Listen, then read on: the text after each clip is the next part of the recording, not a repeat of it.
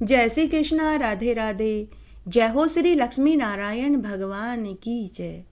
हमने पूरे ज्येष्ठ मास में ज्येष्ठ मास के महात्म्य कथा कहानियाँ, बड़ पीपल और आंकड़े के पेड़ को सींचने की कहानी, गुरुवार की कहानी, सोमवार रविवार की कहानी और केले के पेड़ को सींचने की सभी कहानियाँ सुनी।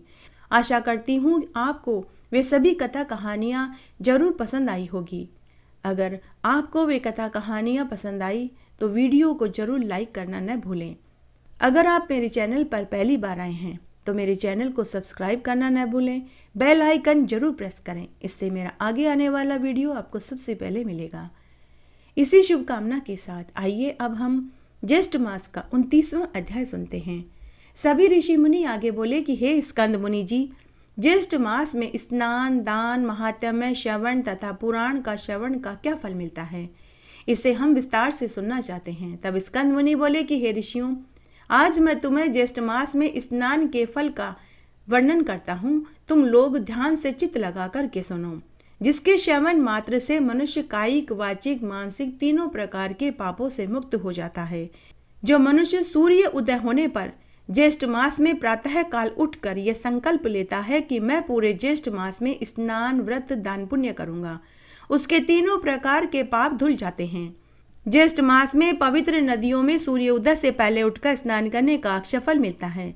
कलयुग में पाप अधिक होने से ज्येष्ठ मास अति दुर्लभ है।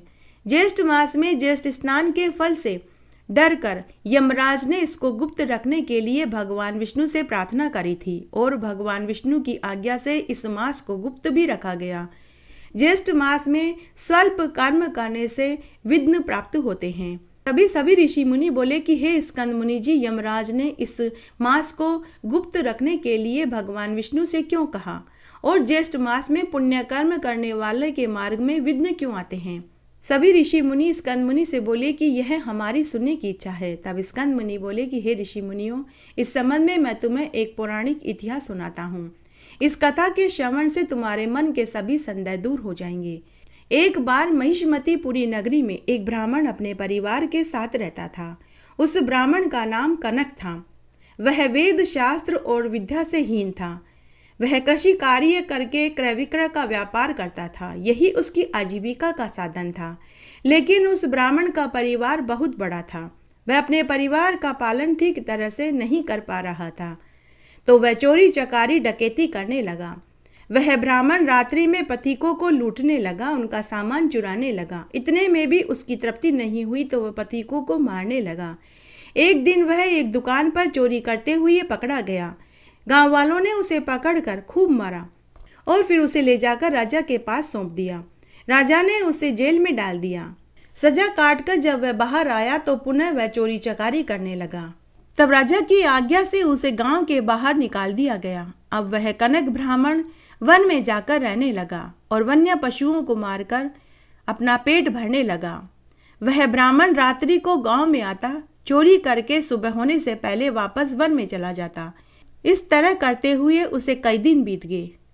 तब एक बार ज्येष्ठ मास का महीना आया। तब वह ब्राह्मण अर्धरात्रि को वन में से गांव में आने के लिए नदी का रास्ता अपनाने लगा। वह नदी में तैरकर गांव में आता, चोरी करके सुबह होने से पहले पुनः नदी पार करके वापस वन में चला जाता। इस प्रकार अज्ञानतावश उस कनक ब्राह्मण के ज्येष्ठ मास के महीने में सुबह और शाम 2 बार स्नान हो गया। अब वह ब्राह्मण प्रतिदिन इसी प्रकार रात्रि को गांव में आकर चोरी करता, चोरी करके धन लेकर सुबह होने से पहले उसी नदी में स्नान करता हुआ वन में चला जाता। इस तरह ज्ञानतावश उस ब्राह्मण ने पूरे ज्येष्ठ मास का स्नान कर लिया।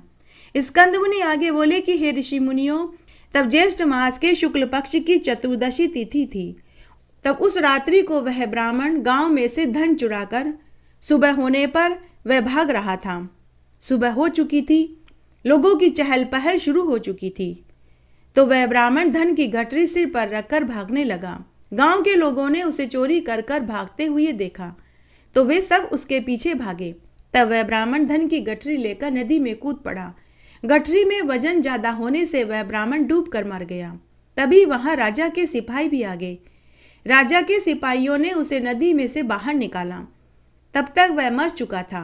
गांव के लोगों ने कहा कि यह तो कनक ब्राह्मण है, इसे तो राजा ने गांव से बाहर निकाल दिया था। यह फिर से चोरी का सामान लेकर भाग रहा था और नदी में डूबकर मर गया। उसी समय एक आश्चर्यजनक घटना घटित हुई। उस कनक ब्राह्मण ने अपनी देह को त्याग कर दिव्य देह धारण कर ली। तभी उसे लेने के लिए देवदूत देव विमान लेकर आए। जब वह ब्राह्मण विमान में बैठकर जाने लगा तो गांव वासियों ने देवदूतों से पूछा कि हे देवदूतों, यह ब्राह्मण तो चोर था। इसने पूरी उम्र चोरी चकारी करी, लूट खसोट किया, फिर यह किस पुण्य प्रताप से बैकुंठ में जा रहा है? कृपया करके आप हमें विस्तार से बताइए। तब देवदूतों ने कहा कि हे पूर्ववासियों, यह ब्राह्मण माना कि चोर था। इसने पूरी उम्र चोरी चकारी लूट खसोट ही करी, लेकिन इसने अज्ञानतावश पूरे ज्येष्ठ मास में 2 बार स्नान किया। यह उसी पुण्य प्रताप से बैकुंठ का अधिकारी हो गया है। तब देवदूत उस ब्राह्मण को विमान में बैठाकर बैकुंठ में ले गए, जहां उसने विष्णु भगवान के स्वरूप रूप को प्राप्त किया। जब यमराज ने यह समाचार सुना तो यमराज बहुत दुखी हुआ। तब यमराज ने विष्णु भगवान से प्रार्थना करी कि हे जगतपते, आप इस ज्येष्ठ मास के महात्म्य को गुप्त कर दीजिए, क्योंकि यदि पृथ्वी लोक में सभी लोग ज्येष्ठ मास का स्नान, व्रत, दान पुण्य करेंगे तो मरने पर उन्हें कभी भी नरक नहीं मिलेगा। सभी को मरने के बाद स्वर्ग ही प्राप्त होगा। इस तरह तो मेरा पूरा नरक ही खाली हो जाएगा। तब भगवान विष्णु ने यमराज के कहने पर ज्येष्ठ मास को गुप्त करवा दिया। हे ब्राह्मणों, यह मैंने तुम्हें ज्येष्ठ मास का संपूर्ण महात्म्य और ज्येष्ठ मास के स्नान, व्रत और दान के फल की महिमा सुनाई। आइए अब हम धरती माता की एक नई कहानी सुनते हैं। एक बार की बात है, सतयुग के जमाने की बात है। एक बहुत छोटा सा गांव था। वह गांव सरयू नदी के तट पर स्थित था। उस गांव के राजा का नाम महेंद्रजीत सिंह था। उस राजा के राज्य ज्योतिषी का नाम धर्मदत्त था। राजा महेंद्रजीत बड़े ही धार्मिक प्रवृत्ति के इंसान थे। वे अपनी प्रजा का पालन अपने पुत्र के समान ही करते थे। राजा आए दिन यज्ञ, हवन, पूजा पाठ सभी किया करता था। राजा गरीबों निसहायों को आए दिन अन्न, वस्त्र, रुपया दान किया करता था। राजा सभी योग्य पंडितों को उनके सम्मान के लिए स्वर्ण मुद्राएं दान करता था। राजा सभी तरह के व्रत उपवास पूरे नियम धर्म से करता था। राजा के राज्य में सभी सुखी थे। उनके राज्य में कभी कोई प्राकृतिक आपदा नहीं आई। पूरी प्रजा भाईचारे प्रेम भाव से रहती थी। उसी राज्य में राजा के राज्य ज्योतिषी की धर्म पत्नी बड़े ही सुविचार वाली धार्मिक नेक महिला थी। वह भी सभी तरह के व्रत उपवास, पूजा पाठ, दान धर्म किया करती थी। उसने सभी एकादशियों का, प्रदोष का, पूनम और अमावस्या के व्रत किए और साथ ही समय रहते ही उन व्रतों का उन्होंने उद्यापन भी कर दिया। उसने अपने नाते रिश्तेदारों को, मिलने जुलने वालों को लेन देन करने में कभी कोई कंजूसी नहीं करी। वह खूब लेन देन किया करती थी। उसने भतीजों भांजियों का खूब मायरा भरा। उसने धर्म राज्य की कहानी सुनी, उद्यापन किया, पोपाबाई की कहानी सुनी और उद्यापन किया। उसने अपने जीवन काल में कार्तिक, बैसाख, माघ मास, पुरुषोत्तम मास में खूब स्नान, दान पुण्य किया और समय रहते ही व्रतों का उद्यापन भी कर दिया। पूरे गांव वाले ये जानते थे कि राजा के बाद अगर कोई व्रत, उपवास, दान पुण्य में विश्वास रखता है तो वह है राज्य ज्योतिषी की पत्नी लाजवंती। उड़ती उड़ती यह खबर राजा के कानों तक भी पहुंच गई तो राजा को सुनकर बहुत अच्छा लगा। राजा मनी मन सोचने लगा कि एक औरत होकर इतने धर्म कर्म करती है, यह तो बहुत अच्छी बात है। इस तरह समय बीतने लगा। तब एक दिन, इसे संयोग ही कहें कि एक ही दिन, राजा व राज्य ज्योतिषी की धर्म पत्नी लाजवंती का स्वर्गवास हो गया। दोनों को लेने के लिए देव विमान आया। दोनों अलग अलग विमान में बैठ कर गए तो राजा को स्वर्ग का वास मिला, लेकिन राज ज्योतिषी की धर्मपत्नी को नरक का वास मिला। वह नरक में पाप की गठरी लेकर इधर उधर भूखी प्यासी भटक रही थी। पाप की गठरी के बोझ से वह दबी जा रही थी। उसे वहां कोई दिखाई नहीं दे रहा था, जबकि नरक और स्वर्ग के वासी सब उसे देख सकते थे। वह भूखी प्यासी 3 दिन तक भटकती रही। वह पाप की गठरी के बोझ के कारण न बैठ सकती थी, न ही सो सकती थी। उसे खाने पीने को भी कुछ नहीं मिला। तब चौथे दिन राजा महेंद्रजीत सिंह स्वर्ग के बगीचे में सुबह सुबह टहल रहे थे, तो उन्होंने देखा कि उनके राज ज्योतिषी की पत्नी बेसुध नरक में इधर उधर घूम रही है। उसके सिर पर भारी सी गठरी रखी हुई है। राजा उसे देख सकते थे, लेकिन वो राजा को नहीं देख सकती थी। तब राजा उसके पास पहुंचे और बोले कि हे कल्याणी, मैं राजा महेंद्रजीत हूँ। तुम मेरे राज्य ज्योतिषी की धर्म पत्नी हो। हे भद्रे, तुम्हारी ये हालत क्यों हुई, जबकि तुमने तो अपने जीवन काल में खूब दान पुण्य और व्रत उपवास किए थे। तुम मुझे बताओ, मैं तुम्हारी क्या मदद कर सकता हूँ। तब लाजवंती रोती हुई बोली कि हे महाराज, मैं आपको देख नहीं पा रही। हे महाराज, मेरे सिर पर एक बहुत भारी गठरी पड़ी है। इस गठरी को न तो मैं उतार सकती हूँ, न ही हटा सकती हूँ। हे महाराज, मैं आपको देख भी नहीं पा रही। हे महाराज, मुझे स्वयं नहीं मालूम कि मेरी यह अवस्था क्यों हुई। मैं किसी को न देख सकती हूँ, न मैं कुछ खा पी सकती हूँ। मैं 3 दिन से भूखी प्यासी इधर उधर भटक रही हूँ। तभी राजा महेंद्रजीत सिंह ने नारद मुनि को याद किया। उसी समय नारद मुनि वहां प्रकट हो गए। नारद मुनि ने राजा से कहा कि हे राजन, तुमने मुझे किस लिए याद किया। तब राजा ने नारद मुनि से लाजवंती के दुख का कारण पूछा। तब नारद मुनि बोले कि हे राजन, इसके सिर पर जो ये गठरी है, यह पाप की गठरी है। जब तक यह गठरी इसके सिर पर रहेगी, तब तक इसे कोई दिखाई नहीं देगा। तब तक यह नरक में इसी तरह भूखी प्यासी घूमती रहेगी। तब लाजवंती नारद मुनि से बोली कि हे देव ऋषि, मैं आपको देख नहीं पा रही, सिर्फ मैं आपकी आवाज़ सुन पा रही हूँ। हे देव ऋषि, मैंने अपने जीवन काल में खूब दान पुण्य व्रत उपवास किए, फिर मुझे नरक क्यों मिला। मैंने तो अपने जीवन काल में कोई पाप नहीं किया, फिर मेरे सिर पर पाप की गठरी होने का क्या कारण है। तब नारद मुनि बोले कि हे कल्याणी, तुमने अपने जीवन काल में खूब व्रत उपवास और दान पुण्य किए, इसीलिए तुम्हें नरक की कठोर यातनाएं नहीं सहनी पड़ रही। और रही बात तुम्हारे सिर पर पाप की गठरी होने की, तो हे भद्रे, माना कि तुमने जान करके कोई गलत काम नहीं किया, लेकिन अनजाने में तुमसे कई पाप हुए हैं, जो कि हर किसी से होते हैं।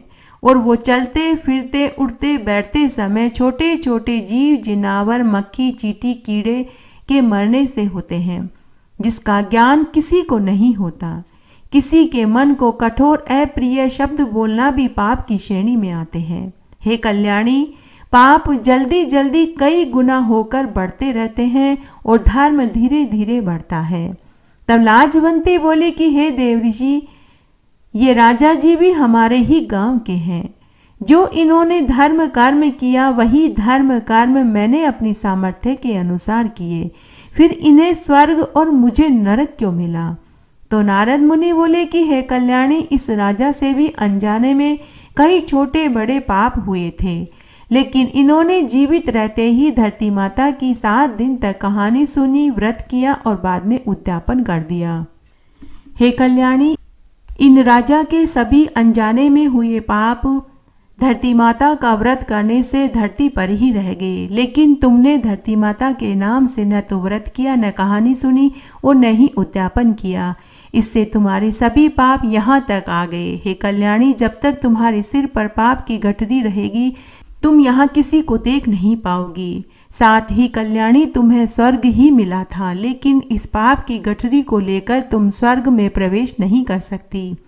तब लाजवंती और राजा दोनों ने एक ही प्रश्न नारद मुनि से किया कि हे देव ऋषि, अब इसका क्या निवारण हो सकता है, आप इसका कोई उपाय बताइए। तब नारद मुनि बोले कि हे कल्याणी, अब इसका तो एक ही उपाय है। अगर तुम्हारे बेटा बहू 7 दिन तक पीपल के पेड़ के नीचे बैठकर धरती माता की कहानी किसी ब्राह्मणी से सुने और 7 दिन बाद धरती माता के व्रत का उद्यापन करें और उद्यापन में 1.25 मीटर लाल 1.25 मीटर सफ़ेद कपड़ा, नारियल 11 या 21 रुपए दक्षिणा के उसी ब्राह्मणी को भोजन कराकर दान में देवें, जिससे 7 दिन तक कहानी सुनी जाए। साथ ही उस ब्राह्मणी को सुहाग के सभी सामान और 5 कपड़े दक्षिणा के रूप में रख कर देवें। तो उसी क्षण हे कल्याणी तुम्हारे सिर पर रखी पाप की गठरी का बोझ धरती माता उठा लेगी और तुम्हें स्वर्ग का वास मिल जाएगा। तब लाजवंती बोली कि हे नारद मुनि, लेकिन मैं तो मर चुकी हूँ, अब मैं यह कार्य कैसे कर सकती हूँ।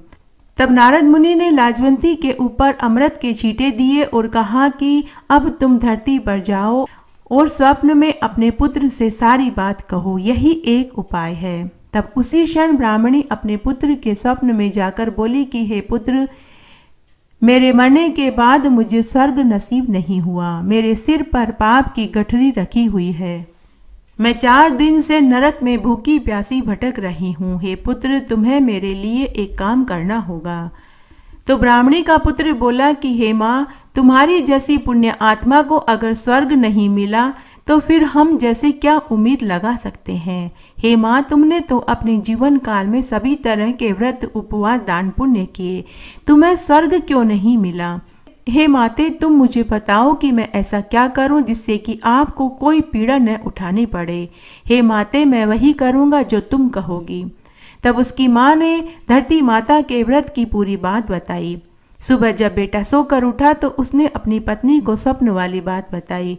ब्राह्मणी के बेटा बहू ने उसी दिन से 7 दिन तक बड़पीपल के पेड़ के नीचे बैठकर धरती माता की कहानी ब्राह्मणी से सुनी, व्रत किया और 7वें दिन उसी ब्राह्मणी को भोजन खिलाकर सभी चीजें दान में दे दी और व्रत का संकल्प भर के अपनी माँ को व्रत का फल सौंप दिया। उसी क्षण ब्राह्मणी के सिर से पाप की गठरी उतर गई और वह पाप की गठरी मृत्यु लोक में धरती माता ने झेल ली और ब्राह्मणी को स्वर्ग का वास मिला। धरती माता न केवल हमें अपने ऊपर चलने फिरने देती है, बल्कि हमारे अनजाने में हुए पाप का बोझ भी वह खुद झेल लेती है। इसलिए हर एक प्राणी को अपने जीवन काल में एक बार धरती माता के नाम का व्रत करना चाहिए, कहानी सुननी चाहिए और उद्यापन करना चाहिए, ताकि हम भी धरती माता के इस कर्ज को कुछ हद तक उतार सकें और मरने के बाद हमें सद्गति प्राप्त हो।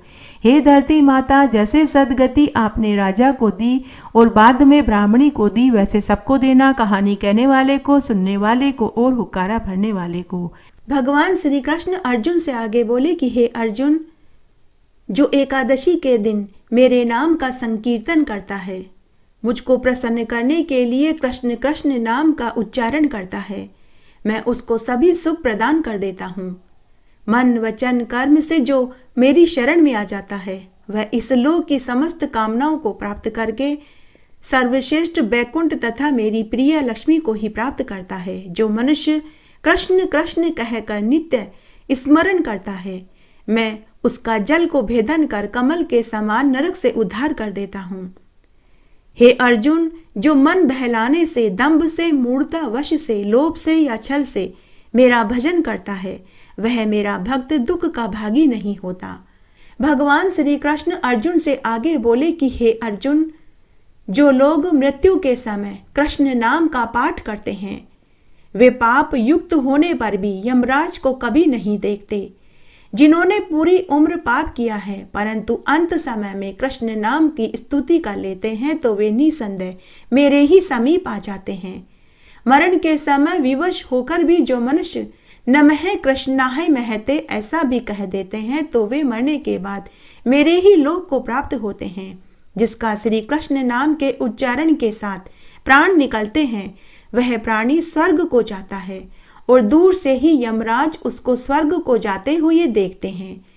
जो कृष्ण कृष्ण कहता हुआ शमशान में मरता है, हे राजन, हे अर्जुन, वह अवश्य मेरे ही समीप आता है। हे अर्जुन, जो मेरे भक्तों के दर्शन से कहीं भी मृत्यु का भागी होता है, वह मनुष्य बिना मेरे स्मरण के मुक्ति फल का भागी हो जाता है। प्रज्वलित पाप रूपी अग्नि का भय मत करो, क्योंकि उसका श्री कृष्ण नाम रूपी मेघ से उठे हुए जल बिंदु से शमन हो जाएगा। कलयुग रूपी सर्प के तीक्ष्ण ढाढ़ का क्या भय, जो कि कृष्ण नाम रूपी काष्ठ से उठी अग्नि से जलकर भस्म हो जाता है।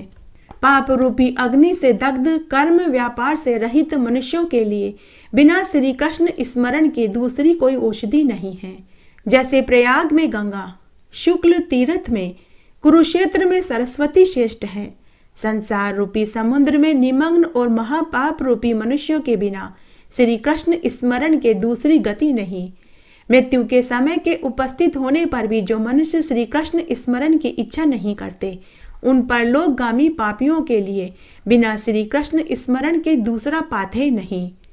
हे अर्जुन, जिसके घर में प्रतिदिन कृष्ण कृष्ण कृष्ण यह कीर्तन होता है, उस घर में गया, काशी, पुष्कर, कुरुक्षेत्र आदि समस्त क्षेत्रों का वास होता है।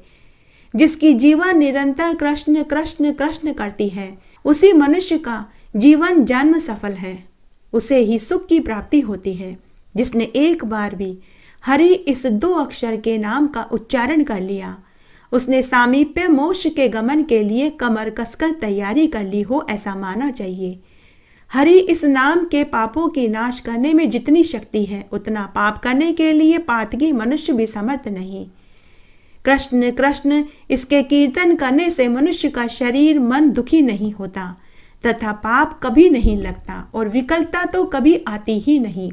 जो मनुष्य कलयुग में श्री कृष्ण इस पथ्य वचन का त्याग नहीं करता, उसी मनुष्य के मन में पाप रूपी रोग कलयुग में नहीं होता। श्री कृष्ण नाम का उच्चारण करते समय मनुष्य को जानकर यमराज उसके 100 जन्म के अर्जित पापों को नष्ट कर देते हैं। जो पाप सैकड़ों चांद्रायन व्रत, हजारों पराक व्रत करने से नष्ट नहीं होते, वह कृष्ण कृष्ण का कीर्तन करने से ही नष्ट हो जाते हैं। हे अर्जुन, मुझे दूसरे कोटि नामों के लेने से कभी प्रसन्नता नहीं होती, केवल कृष्ण नाम के लेने से ही प्रसन्नता प्राप्त होती है। करोड़ों चंद्र ग्रहण और सूर्य ग्रहण का जो फल कहा गया है, वह फल कृष्ण कृष्ण के कीर्तन से ही मिल जाता है। गुरु की स्त्री के साथ गमन, स्वर्ण की चोरी और आदि पातक श्री कृष्ण के कीर्तन करने से पापहीन के समान नष्ट हो जाते हैं। यदि अगम्य स्त्री के साथ गमन आदि महान पापों से युक्त होने पर अंत समय में भी एक बार भी वह कृष्ण का नाम ले लेता है, तो वह उन समस्त पापों से छूट जाता है। जो अपवित्र मन वाला है, वह बिना आचार पालन के भी अंत समय में श्री कृष्ण के कीर्तन से प्रेतत्व को प्राप्त नहीं होता। जो जीवा कलयुग में श्री कृष्ण का गुणगान नहीं करती, ऐसी वह दुष्ट जीवा मुख में न होकर रसातल को चली जाए, अर्थात नष्ट हो जाए। कलयुग में जो जीवा श्री कृष्ण के गुणों का कीर्तन करती है, वह अपनी हो या दूसरे के मुख की हो, वंदना करने योग्य है। जो जीवा दिन और रात्रि में श्री कृष्ण के गुणों का कीर्तन नहीं करती, वह उस मनुष्य के मुख में जीवा के रूप में पापालता कही जाती है। हे अर्जुन, जो जीवा श्री कृष्ण श्री कृष्ण श्री कृष्ण भगवान नाम का उच्चारण नहीं करती, वह रोग रूपिणी जीवा है। ऐसी जीवा 100 टुकड़े होकर पृथ्वी पर क्यों न गिर जाए। जो मनुष्य प्रातःकाल उठकर श्री कृष्ण नाम के महात्म्य को पढ़ता, सुनता या सुनाता है, उसके लिए मैं कल्याणों को देने वाला होता हूँ, इसमें कोई संदेह नहीं है। जो मनुष्य एकादशी के दिन और तीनों संध्याओं में प्रातःकाल, मध्याह्नकाल और सायंकाल में श्री कृष्ण नाम के इस महात्म्य को पढ़ता, सुनता और सुनाता है, वह समस्त कामनाओं को प्राप्त करता है और मरने पर परम गति को प्राप्त होता है। यह मैंने आज आपको भगवान श्री कृष्ण के द्वारा स्वयं अर्जुन को सुनाया हुआ कृष्ण महात्म्य सुनाया। एक बार एक ऋषि और एक राजा साडू भाई थे। एक दिन राजा की रानी ने अपनी बहन और उसके पति को महल में भोजन खाने के लिए बुलवाया।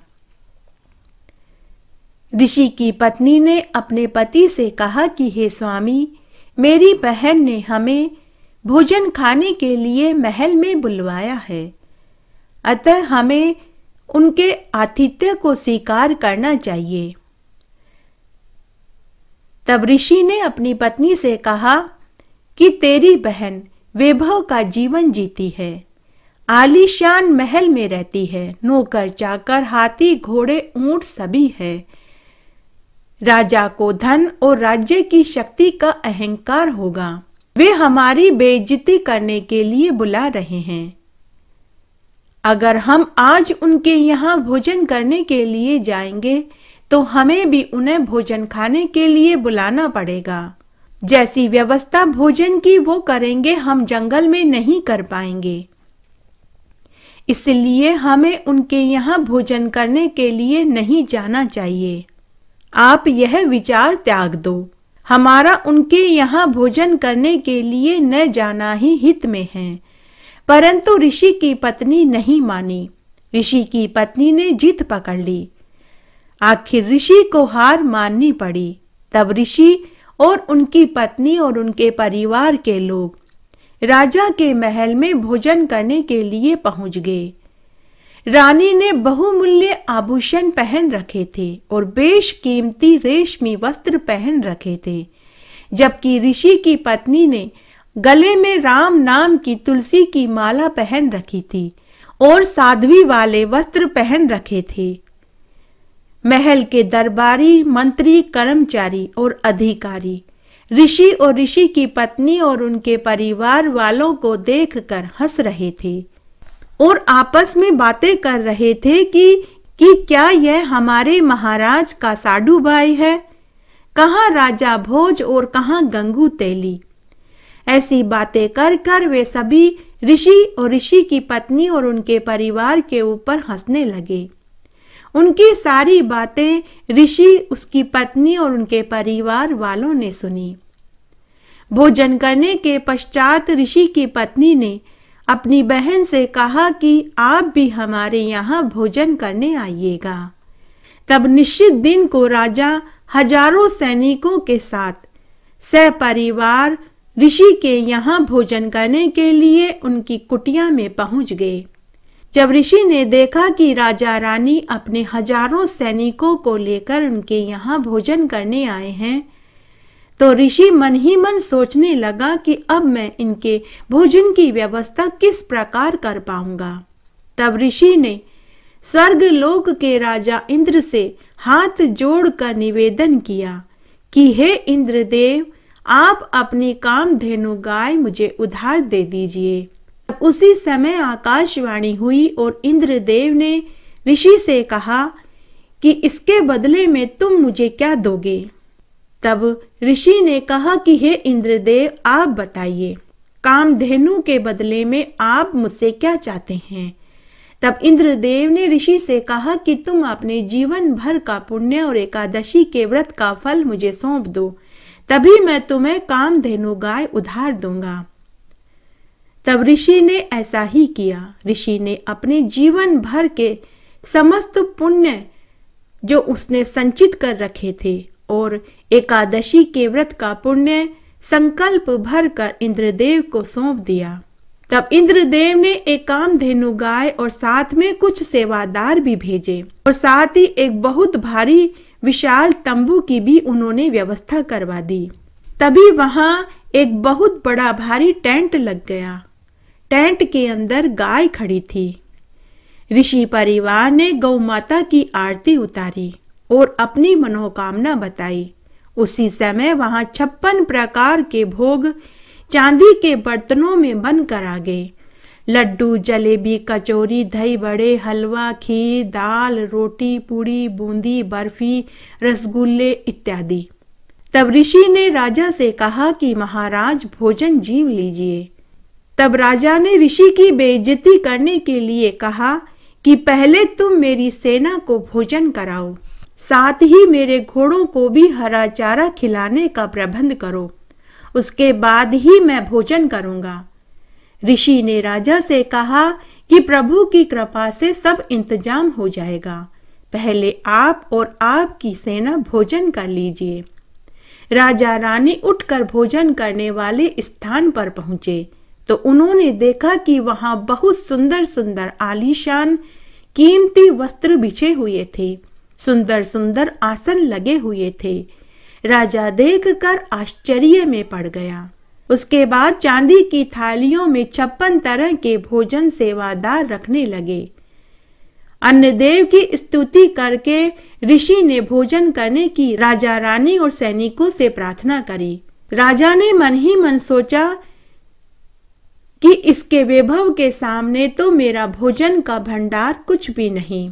मैंने तो केवल ऋषि और इसके परिवार को ही भोजन कराया था और उसमें भी 3-4 तरह के पदार्थ ही भोजन में खिलाए थे।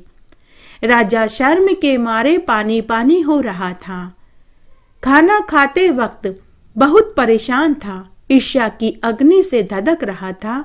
उसे वह अपनी बेइज्जती समझ रहा था। सभी सैनिकों ने भोजन खा लिया। सभी सैनिकों ने भोजन की खूब प्रशंसा करी। यह सुनकर तो राजा का रक्त और भी जलने लगा। तब उसने ऋषि को बुलाकर के पूछा कि अरे ऋषि, तुमने इतने कम समय में इतने सारे लोगों के भोजन का इंतजाम कैसे किया? न तो यहाँ कोई कढ़ाई है, न ही कोई चूल्हा जल रहा है।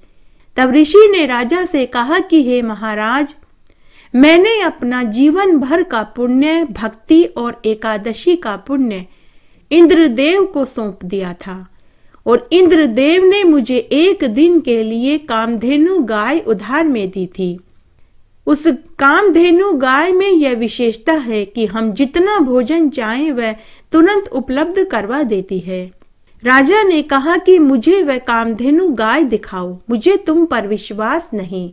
तब ऋषि ने राजा को कामधेनु गाय दिखाई। कामधेनु गाय को देखकर राजा के मन में लालच आ गया। राजा ने ऋषि से कहा कि हे साडू भाई, यह गाय तुम मुझे दे दो। मेरे पास बहुत बड़ी सेना है, उनका भोजन मैं इस गाय से बनवा लूंगा। तुम्हारे यह गाय किस काम की? ऋषि ने कहा कि हे महाराज, मैंने यह कामधेनु गाय इंद्रदेव से एक दिन के लिए उधार मांगी थी। मुझे यह गाय वापस स्वर्ग में भिजवानी है। मैं इस गाय का मालिक नहीं, इसलिए मैं ये कामधेनु गाय आपको नहीं दे सकता। यह सुनकर राजा क्रोधित हो गया। राजा ने अपने सैनिकों को आज्ञा दी कि इस गाय को तुम बांध लो। ऋषि ने देखा कि राजा की नीयत में खोट आ गया है। उसी समय ऋषि ने गौमाता से कहा कि हे गौमाता, आप स्वर्गलोक में इंद्र के पास शीघ्र लौट जाइए। उसी समय कामधेनु गाय टेंट को फाड़ कर सीधी ऊपर की ओर उड़ने लगी।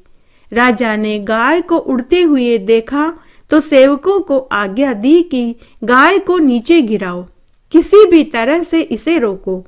तब सेवकों ने गाय के पैरों में तीर मारा, जिससे गाय के पैर से खून बहने लगा और पृथ्वी पर गिरने लगा।